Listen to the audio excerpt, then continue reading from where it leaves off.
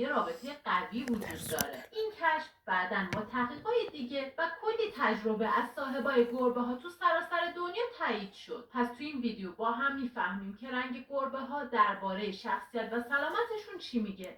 اول از همه سفید هستن که بهشون تاکسیدو میگن که به خوشپوشی و وقارشون معروفن. یه ظاهر شیک و با کلاس که انگار کوی به تن دارن. علاوه بر ظاهر جذابشون معمولا تاکسیدوها رو به عنوان گربه‌هایی با شخصیت متعادل توصیف میکنن. ترکیبی جذاب از استقلال و محبت دارن. هم از لحظات تنهایی و فکر کردن لذت میبرن و هم از بودن کنار صاحبشون. در ضمن نوازش شدن هم براشون مهمه. تاکسیدوها جزء گربه‌های باهوشن و همین باعث میشه راحت ترفندها رو یاد میگیرن و حتی گاهی مثل سگ‌ها آوردن چیزها رو هم یاد میگیرن. اما از طبیعت آدم گاهی ممکنه اشتباه برداشت بشه. بعضیا فکر میکنن این گربه‌ها سرد و بی‌عاطفه‌ن، ولی در واقع اونا ترجیح میدن انتخابی با دیگران معاشرت